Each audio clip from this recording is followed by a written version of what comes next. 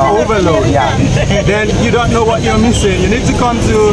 Remember the last time you. Yeah, I show your vlog the last time you come here. Yeah. This is your second time around to visit me again. Actually, you told me how to mention Diwata and also Pasay, Diwata, Pasay City, Diwata Palace Overload located at Jokno Boulevard, Pasay City, ang landmark natin ay GSI. Sa lahat ng gustong pumunta, guys, mag-visit lang kayo dito. Tapos ang laro pa ng boss ko kanina, pumunta na dito. perfect Paris overload.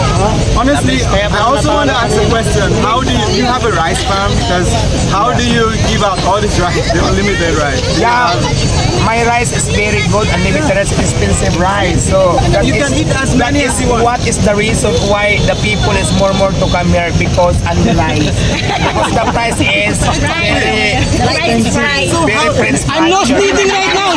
Nose bleeding. I need an interpreter. Nose bleed. I'm wondering, how do you make it? Mura ko kaya ito. Bisayain mo na. Bisayain mo na. Panggayan. Dong. Magbisaya ka dong. I think the pork and the lechon kawali is also a lot. Okay? Yeah. So if you're doing all of that, how do you make, you're giving it more or less for free? No more tubo. Ano man tawag sa inyo sa tubo? Jug. Plus. You need an interpreter. Thank you so much. You need an interpreter. Hirap na ako sa iyo, ha? Para lang, Diwata, para lang question and answer portion. To see you again for the second time. Thank you so much. Para lang question and answer portion yan. Sa Diwata Parisan. What country are you, sir? Sorry? What country are you from? I'm from Philippines. Philippines? Philippines? What's your Africa. You love Filipino, sir? I love Philippines. I love Filipino food. Are you married? I love the Filipino culture. Wow. You asking if I'm married? Yeah. Not yet, but maybe I'll find a wife in. Maybe I'll find a wife in the Philippines. Who knows? How about your sports? Sports? You're giving a shout out. Okay. Shout out to Random Minds Club. Follow. All right. Neo Galisa. Okay. Those are international channels now, okay? Yeah. We're going to spread the news. Thank you very much. All right.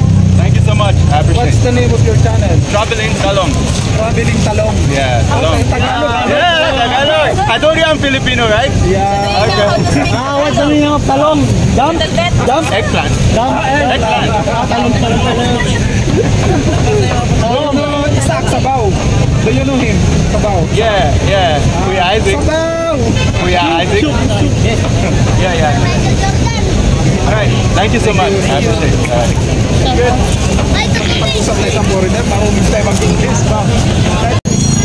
Good. Sarap. Good. Masarap kahit hindi ko pa nasubukan. Oh, you're taking me to the one I don't know. Salamat po. Saan mo si Okra Talong? Ano yan? Traveling Talong. Traveling Talong. Kala ko Talong. So ilang taon ka na sa Pinas? What? Ilang taon ka na dito? I can't understand that, honestly. How many years you been here in the Philippines? I've been here less than a year. A year. So what are you doing here? You came here for business or study? All of it. All of the above. All of the above? Yeah, Wow. The business I have right now is to enjoy the Philippines. Enjoy, yes. A very good business, huh? Do you have girlfriend? Yeah, of course. And I actually advise that you enjoy as well. Yes, That's all life of has to course. offer. Yes, enjoy life. Akala ko si Titong pumunta dito kasi natalo sa Miami kanina. I really wish I understood what you just said. What? but So, are you playing basketball? Yeah, I play. What team? I don't play professionally yet. Only amateur. Yeah, just play for fun. Okay, thank you. Alright, salamat. Salamat. Tapos